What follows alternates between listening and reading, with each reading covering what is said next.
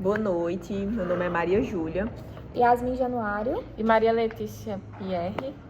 A gente ficou com o caso Tavares Pereira e outros versus Brasil. Falando aqui, começando a introduzir para vocês, eu vou começar falando sobre as partes envolvidas. Os demandantes eram Antônio Tavares Pereira e outros integrantes do movimento dos trabalhadores rurais sem terra, né, que é o MST, além também da Comissão Pastoral de Terra, que é a CPT. A Justiça Global e Thierry de... Aqui eu não sei falar para sinal. Derechos. E o demandado, que é o Estado brasileiro. A data de sentença foi agora, 14 de março de 2024, então é bem recente, que foi a sentença dada pela Corte Interamericana de Direitos Humanos. E contextualizando agora um pouco da história para vocês, vamos lá. Em 2 de maio de 2000, durante a Marcha da Reforma Agrária em Curitiba, PR, a Polícia Militar impediu que trabalhadores rurais, incluindo crianças, chegassem à cidade. A polícia fez revistas nos ônibus e confiscou objetos considerados armas ou instrumentos. Com base em uma decisão judicial muito mal interpretada, porque a decisão judicial era basicamente que para impedir invasões em prédios públicos, e eles basicamente impediram a entrada na cidade, que não tem nada a ver uma coisa com a outra. Nesse movimento que teve, Antônio Tavares Pereira foi morto e ao menos 69 pessoas ficaram feridas. Durante a ação civil, a indenização reconheceu a responsabilidade do Estado, porém ainda não foi... teve ainda indenização da parte deles, ainda não foram integralmente pagas as indenizações que foram propostas. Nós temos os direitos que foram violados, está proposto no artigo da Convenção Americana sobre Direitos Humanos, o artigo 4 sobre direito à vida, que foi violado pela morte do Tavares Pereira, causado pela atuação violenta da polícia, demonstrando a falha do Estado na proteção à vida. Nós temos também o artigo 5º, inciso 1, que trata sobre a integridade pessoal, violados pelas lesões físicas e psicológicas sofridas pelos membros do MST, que foram vítimas de uso desproporcional da força. Temos o artigo 8, inciso 1, que trata sobre as garantias judiciais que foram violadas devido às falhas nas investigações, ao arquivamento dos processos e à falta da responsabilização dos autores, negando assim o acesso à justiça. A gente viu que demorou muito tempo para ser chegado até... Um detalhe que eu esqueci de falar também foi isso, que apesar de denúncias contra o homicídio doloso, contra os policial militar envolvido, foi simplesmente arquivado o caso e ficou por isso. O artigo 13 trata sobre a liberdade de pensamento e expressão, onde o Estado violou essa liberdade de expressão ao restringir com violência essa expressão dos trabalhadores que buscavam reivindicar os seus direitos. Temos o artigo 15, que trata sobre o direito de reunião.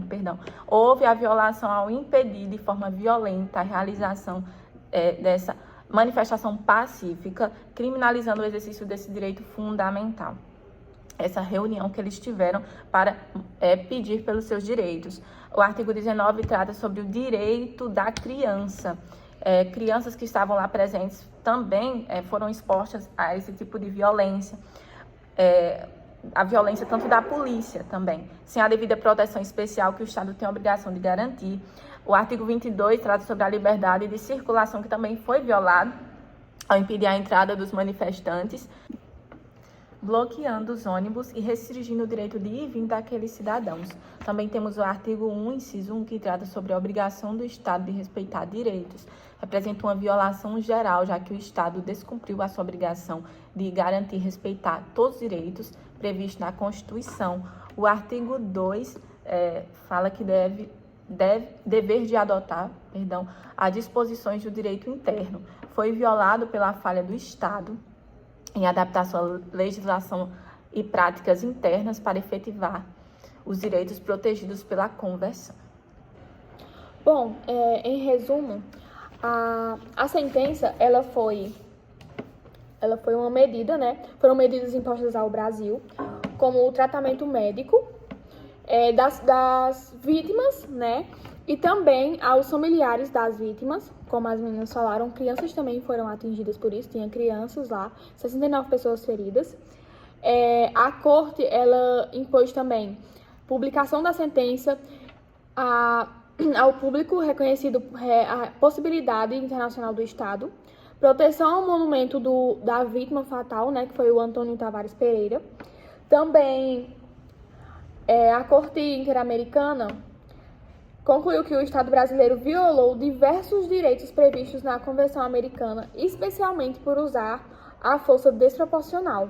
Como Júlia falou também, lá foram usados arma de fogo, cães, muitas coisas que não deveriam ser, né? Balas de borracha, uso da força muito, muito intensa. É muito excessiva, porque eles estavam ali somente para reivindicar seus direitos. Isso. Não proteger a integridade física e psíquica dos trabalhadores, por falhar nas investigações, né? As investigações foram arquivadas, isso que também é muito grave, e como Letícia falou também, a integridade física e psíquica, né? Principalmente por conta das crianças. O desgaste emocional que eles sofreram, né? A capacitação das forças de segurança, a adequação da competência da justiça militar aos padrões internacionais, o pagamento integral das indenizações por danos materiais e também danos morais. E o Brasil, ele foi altamente criticado por não ter realizado investigações eficazes. Como já foi dito, os processos foram arquivados e, apesar de ter reconhecido parcialmente a responsabilidade civil. Uma análise crítica desse caso é que o sistema interamericano na proteção dos direitos humanos, ele reforça a relevância disso, especialmente em contexto de conflito agrário e da violência policial, que hoje, atualmente, a gente vê um cenário bem crítico no Brasil, né? A falta de segurança, onde seriam para nos proteger, né? Muitas vítimas de bala perdida, uma falha realmente no Estado.